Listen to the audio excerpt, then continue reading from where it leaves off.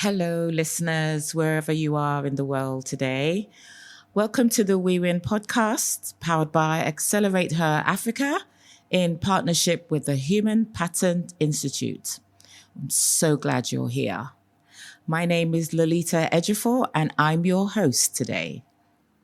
So the We Win community is blessed to have women of all ages and stages in life, women navigating their own unique journeys and being impactful as they do it.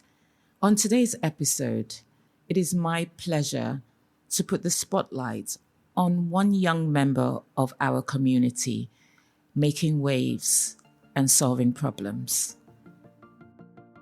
What happens when a woman with the precision of an accountant, the creativity of a product builder, and the heart of a community leader decides to bet on herself? When that happens, you get my next guest.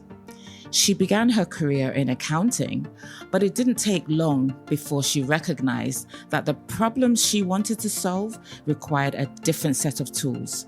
She pivoted into tech and over the past 7 years has built her expertise across front-end development, user experience, and artificial intelligence, becoming the kind of engineer who builds products that people actually use.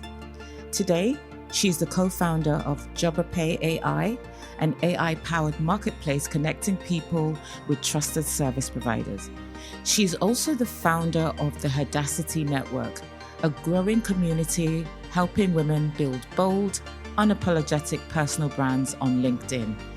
And in the midst of all that, she's pursuing her master's degree in software engineering because excellence for her is the standard. She's a builder, a mentor, a fundraiser, and a community architect, and she's just getting started. Please welcome the bold and brilliant Ebunoluwa Arimoro. Hello, Ebun. Welcome to the We Win podcast. How are you doing today? I'm doing really well, thank you. Awesome. So glad to have you. You have a BSc in accounting, which is the definition of a safe career. Yet you pivoted entirely to software engineering, and now you're building AI-enabled platforms. What was the specific frustration with the finance path that made you realize you didn't want to count the money, you wanted to build the systems? Okay, first of all, I still want to count the money. Don't we all? Yeah, so I'm going to say it wasn't really a sudden switch per se, because even while I was studying, I just felt drawn to this world. I was joining tech communities, organizing and volunteering for events. I was part of the volunteering committee for the first TEDx FUNAB in my school then. So also, I was also joining pitch competitions. For no reason, I would just be like, hey, you're going to do this. Okay, I want to do too. And then I'll join them. So after graduating, at first, I just wanted to freelance a bit. I just wanted to earn. But over time, as I kept upskilling, trying to get better clients, I realized this is the real job. This is job I want to do. This is something I really enjoy. So as per frustration or what I found frustrating about accounting, I just think I'm a very hands-on person. Accounting as a profession, basically I have to report. I have to do whatever and then send the reports over. It was very passive. So I want to be part of those that actually take decisions, shape systems, contribute I just want to be part of those that are doing. Yeah. So I just feel like this is the perfect industry for me. Yes, and it is, absolutely, because I see your core must have been telling you, I need to do things, I need to change things and make a difference. And that's the path you chose. Yeah, so thanks definitely. for doing that. The world is Thank happy. you. So you're a technical founder who actually wrote the code for Jobapay, a core platform.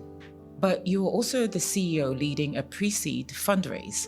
How do you stop yourself from getting lost in the code when you need to be out selling the vision to investors? So trying to unite those two parts of my life, at first it was very painful, because if you are a developer or you are used to working on a particular problem for hours and hours, you don't need to talk to people. You don't need to interact. You're just with your laptop preferably with music blasting, or you have a headphone, and but having to get into the mindset of a CEO, mindset of a founder, I realized I had to see my business not just for the app as the product. I realized the business in itself is the product, the operating system, our how-tos, our procedures. How do we do this? If someone new is coming now, how do they carry on? Trying to design all those things. It's very similar to system architecture. For instance, in software engineering, is basically designing the end from the beginning. How do we want this to carry on as we go? So programming language is another thing. Obviously, that's my first love. I prefer not having to. You look at my face, right? I prefer that, if I'm going to be honest, because it has a very yes or no. You get your feedback immediately. But with business now, you just have to understand that these things take time. You have to form relationships, especially when you're trying to close deals and everything. You have to know the people, even the people working for you. Something I'm learning a lot actually is trying to sell the vision. Right? So I'm talking to not just mentors, I'm talking to people that I would like to be on board with me. How do I sell this to smart, intelligent people? How do I bring them on board? Hey, come and build with us, come and work on what we are working on together. So far it's been a different kind of training, really. It's been very different, but it's been also enjoyable because obviously I'm not doing it alone. I'm doing it with my co-founder. So anytime things are getting blurry, like Nigerians will say, we'll look at each other and be like, it's going blah, blah. But then we get back on track. We try to, okay, how do we go from here? What do we do? So in some instances, I see similarities from, things I've been doing before. I just take it as something different that I'm doing now, and I'm enjoying it. Good. So what problem is Jobapay solving? Okay, so at first we started as a marketplace, a B2C marketplace to connect service people with users. So at first we just wanted to start with the cleaning sector. Everybody says the informal sector is fragmented. It's something everybody knows. So we're like, okay, let's find a way to connect cleaners to everyday users. But as time went on and, with our user interviews, with talking to people and trying to clarify our solution per se, we realized that the facility management sector actually needed this solution even more than individuals, because most times as an individual, let's say I need a plumber or I need a cleaner, I could probably call my neighbor or someone to connect me with someone, but that's not the case with businesses. And businesses are finding it's a real pain point for them, the unreliability, lack of social training, things like that, soft skills. So what we are doing now is taking our staffs, training them, giving them the adequate training they need, and also providing the tech that backs this operation. So as a facility manager now, on your phone, you can see when a cleaner is on your property, or let's say a facility manager for a bank, for instance. Let's say you are working with 3 to 5 cleaners. You can see the activities they are doing from your phone. You can see, okay, this person is done with this area. This is the next thing they are doing. Everything is very, very documented. You can source for your vendors and do payments, everything you need to do. All the oversights that the facility managers in straight from their phone. So we are not just providing the human resources, we are also providing the operation or operating system that allows it to run well. I think you find that it's not just businesses that need this service. Even households, really large households would want, to rely on an app that would tell them exactly what's going on. And even to get reliable resources, it's really important that they are vetted and they're trained and they even have social skills. I think soft skills is absolutely critical as well as their technical skills. Yeah. Okay, so the currency of the Nigerian service market isn't Naira. It is trust. You were bold enough to move from B2C to B2B after you realized that management problems were bigger than discovery problems. Can you tell us a bit about that journey?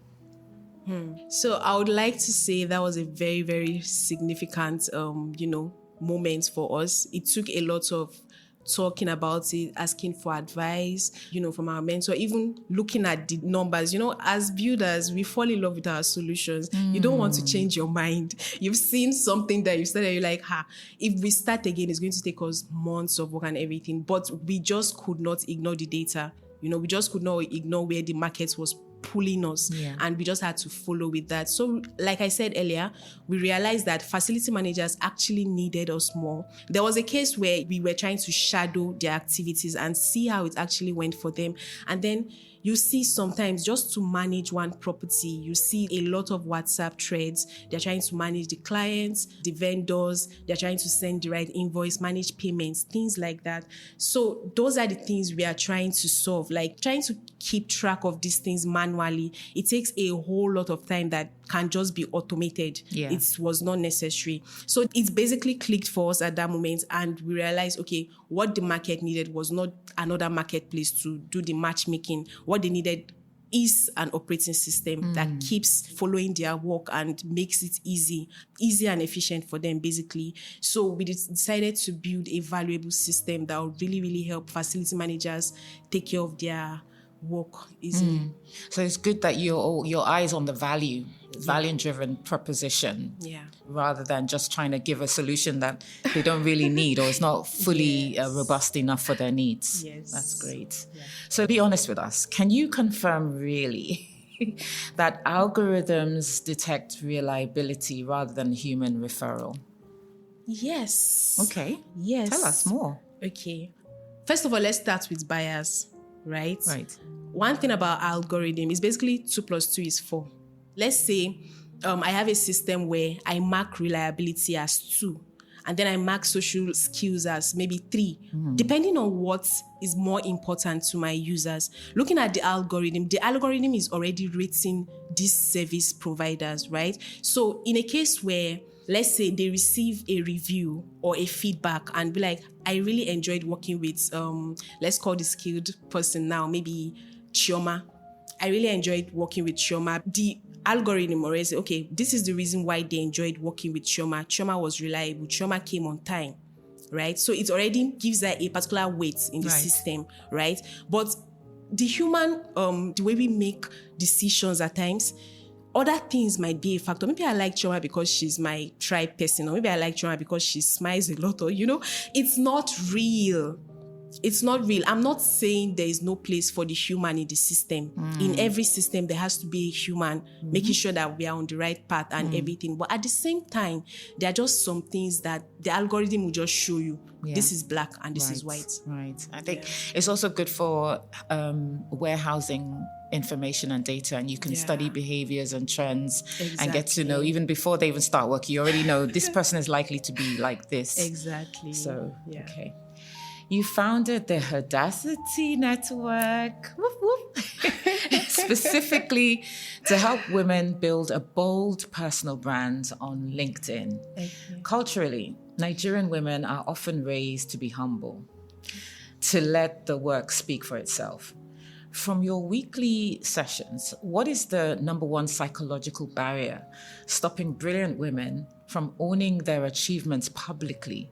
Is it fear of being called too loud, or is it a genuine imposter syndrome?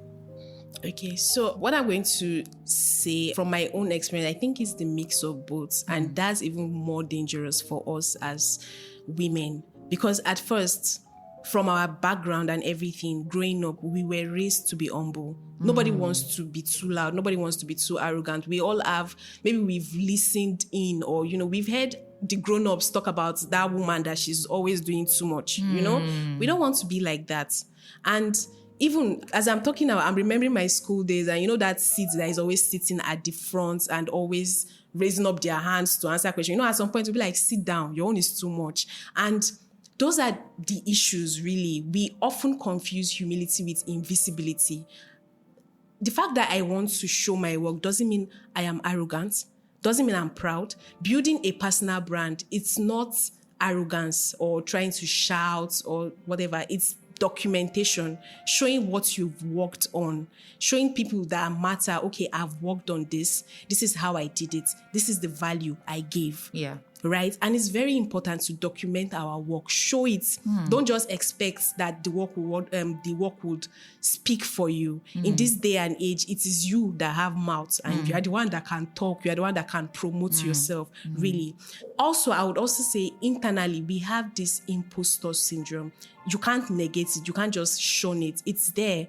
For every position we occupy, most times you have this nagging little voice that is telling you, are you sure? Maybe it's because they just like your smile. Are you sure? Maybe it was your teamwork. Even when they're giving you recognition, you'll be like, oh, I was just doing my job. It's as if we don't want the spotlight. Yeah. I feel like as women, we need to start being very comfortable with the spotlight. Know how to receive compliments. Yeah. Know how to take that well done, like, accept it, you did good, really. So it just shows, it's really deeper than humility for the imposter syndrome, because it forces us to keep our mouth shut. Yeah. Because it's like, if I attract attention, then they realize I'm fake. Then they realize I'm not all that, right? It just allows us to keep sitting down in rooms and not just like speaking up, really. So with HERdacity, our goal is to allow women to realize that you can really do it. And I've found out that representation matters.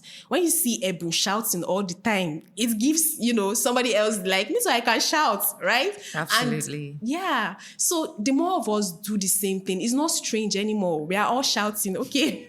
So far with my interaction with women and even personally, I think this work hand in hand, humility and imposter syndrome. I love HERdacity for being that collective of women, just, emboldening yourselves and seeing the sense in shining without apology. I think we have a double threat. We're women, and then we're African women. Yeah. And so the culture is also pushing us in another direction to stay small. Yeah. So it's important that our women, our African selves, were seen to be emboldened and have audacity to shine. Exactly. Audacity. Yes. Okay, so you are interacting with a cohort of ambitious African women every single week.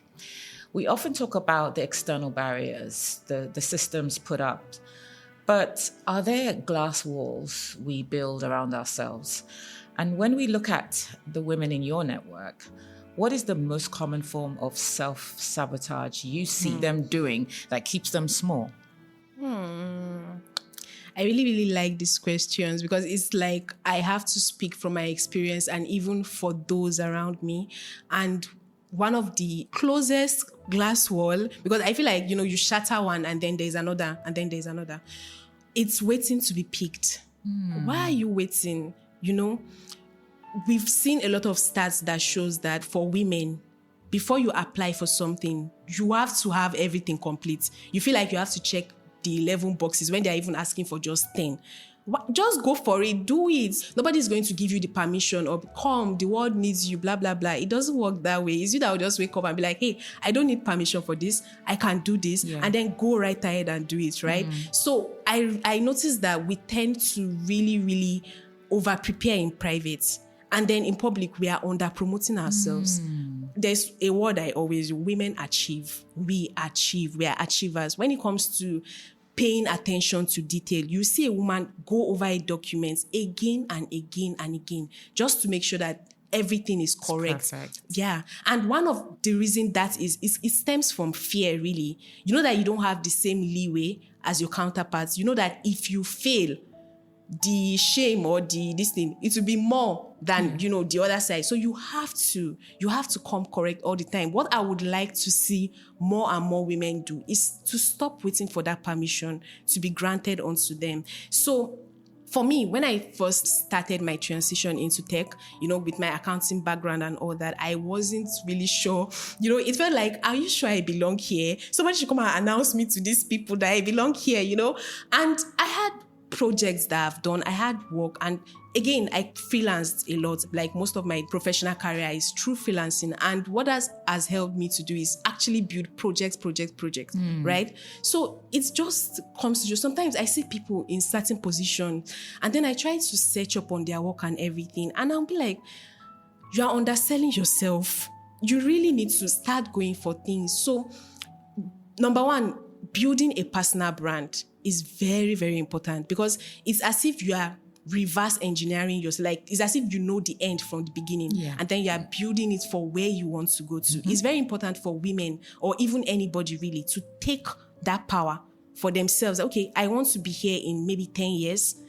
How do I structure my career? How do I structure my visibility? How do I structure the things I'm talking about, to lead me there? So basically, this glass wall, it's invisible, but it's there. And if you're not careful, it can just keep us stuck without moving anywhere. We just have to realize, go for it. Don't wait for permission. And you will never, ever be fully ready. You will never feel you are ready. It's just like you build the readiness by actually starting. Yes, I think you hit the nail on the head with everything you've just said. I think a lot of women, it's us that stop us. We tend to feel that we're not good enough for even things that we are good at, and things that we don't even know, we've not tried. So I think it's important that women like you in your generation, and even my generation, feel the fear and still go for it, still do it. You never know what you can accomplish. And if you're sending that message out, then other people are listening. So I love what you're doing there. Thank you very much. So you're running a startup. You're doing so many things. I'm telling you. You're running a startup, leading a community, and currently pursuing a master's in computer science. Most founders drop out. You went back in. Is this degree about needing deep technical skills for the AI, or are you simply never satisfied with what you already know? So I think I'm a bit of Oliver Twist. That's good. But really, on a serious note, I think in the industry I'm trying to build in AI, since AI just dropped, the progress is just mind-blowing.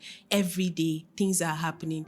And even if you don't want to get carried away with the new tools all day, there are some basics you need to know, right? There are some basics you just need to know. And that's like the number one influence for me trying to upskill. Even beyond school, I see programs, I try to partake in it. Last year, I was selected for the Data Science of Nigeria Bootcamp, and it was very, very enriching. Awesome. Building in this space is very important. Your ears are on the ground. You know what's going. I don't want to just be a technical founder where people are talking about things, maybe like the cloud architecture, the infrastructure, or whatever it is. I want to know what we are talking about. I want to know my product or whatever product we build very, very in-depthly. Also, I also believe in lifelong learning. It's important. You don't just learn and then stop. No, because the world is changing. You have to change. You have to train yourself to move with the times. So I think that was why. Being Oliver Twist is good then. It's good. Because you are also keeping up with the times. You're ensuring that you're well equipped with knowledge and you keep abreast with the trends and keeping relevant. And you're also imparting that knowledge to other women. Exactly. So keep on being Oliver Twist. Thank you. You mentioned earlier that you are in the 0 to 1 phase right now. The toughest part of the journey.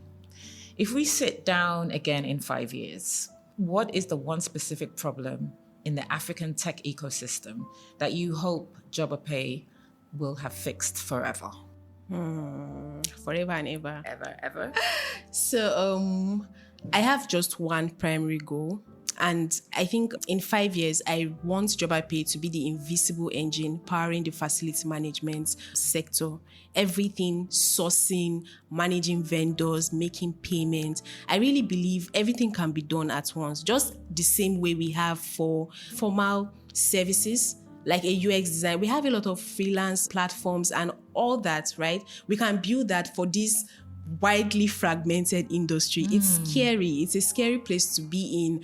There is right now in Nigeria today, we've had a lot of people try to solve this problem.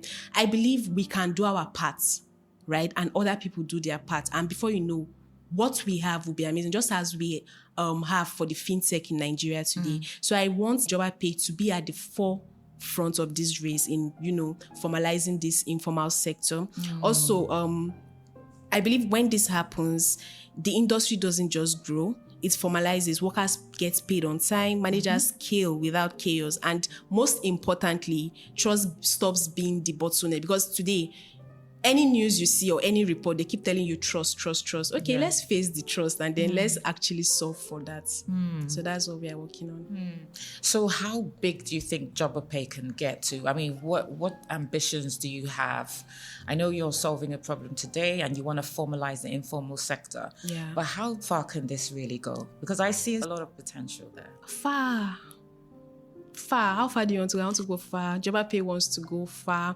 And as I'm talking about far and I'm talking about big, the problem is big, and trying to approach it from that mindset of, oh my God, this is a big problem, might be overwhelming. So we want to do it like, okay, we'll solve for this today. Particularly right now, what we are solving for is facility management for cleaners, like managing cleaners. How do you do that? So we are doing that right now. My aim is anything we are doing, any solution we are providing, it's very, very valuable. It sells us for ourselves. Like, we don't even have to like talk too much to convince people, okay, we have something new. This is the new tool we built for plumbers.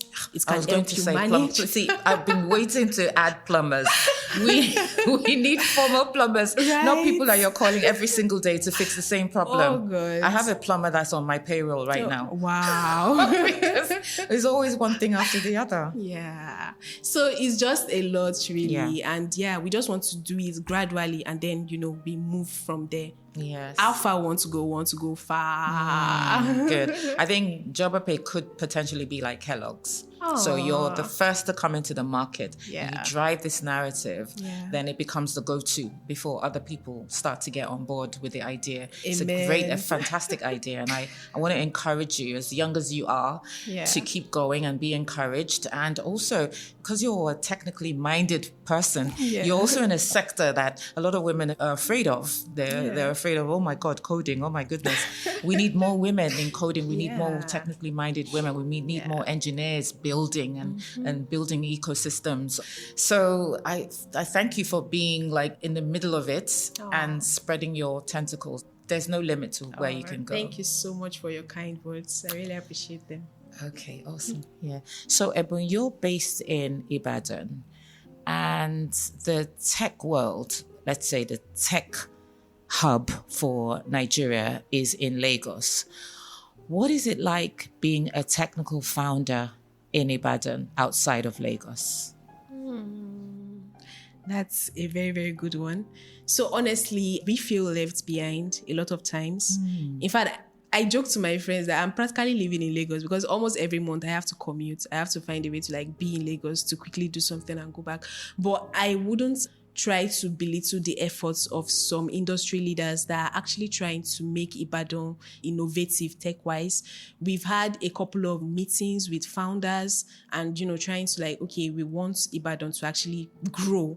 We want our community to grow and everything. And I've been part of the conversation a couple of times. And it's very, very heartwarming to see, when you are in the same problem together and you come together to find a solution for it. It's interesting. It comes from a place of, I have something to gain, you have something to gain. Let's come together. I see us actually really building. I don't think it's impossible because looking at Ilorin today, they have this tech hub, right? And within a few years, before they will actually be on the map, on Nigeria's map. And I see that happening in Ibadan too. The governor is very, very tech inclined, is very youth focused and everything. There is room for growth. I will have to admit that. But so far, I think some people are trying to make things change in that aspect. Well, the seed is planted. Yeah. So following up on that, if you had an audience with the governor of Oyo State, where Ibadan is situated, and you were speaking on behalf of your technical community, what would you ask for? Right off the bat, we need a hub. We need an actual hub. We need somewhere we can go to.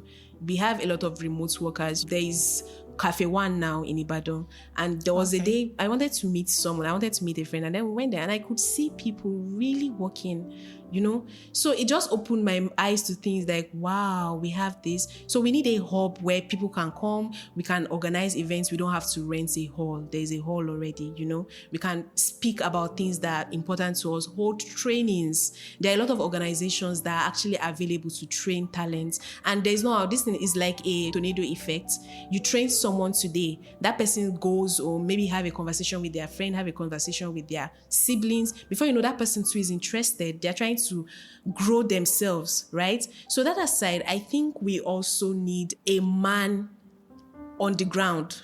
Like we need the government, like the governor, for instance, to listen to someone that is actually an operator in this space, right? So that they know you're not talking from abstract, maybe this works for this, and then you want to bring it here. We need an actual Ibadan citizen or someone that is in the operations, maybe a founder. Funny enough, like I mentioned some meetings that we went to, and then in one of these meetings, I saw someone that was like a 3-time founder, right? And it was amazing. And I was like, wow, you live in Ibadan. You know, all these kind of things, sharing the stories of people like these, successful people who have built beautiful businesses. If there is a way to give incentives for startups that are trying to build in Ibadan, that would be really, really great in terms of promotions, in terms of getting even institutions or businesses to patronize us. So all these, I think right now, that's what I can think about, really. All right. Well, Ebun, I would like to say a huge thank you for joining us today on the We Win podcast. And thank you for sharing your insights. I'm sure a lot of women are encouraged by your story. Thank you so much for having me. And thanks. It's really lovely seeing you again. Awesome. So, as I mentioned, this is a young lady navigating her field, entrepreneurship, being technical as well, having to commute from Ibadan. No excuses, right? She's doing what she set out to do, which is to solve a problem, to help people have access to qualified, emotionally intelligent staff that can help clean. So, Governor of Oyo State, you can see that you have brilliant minds within your state. This is a young lady who is making a difference and wants to make more. And she's not alone. So imagine the support that you could give her and her community. What difference it would make to Ibadan. You will be in direct competition with Lagos. It will provide an influx of young, brilliant minds bringing solutions to push your state forward. The investment in your young people is an investment worth making. Okay, now that I've got that out of my system, I'd like to thank you all for listening in to today's episode, and please do have an empowering week.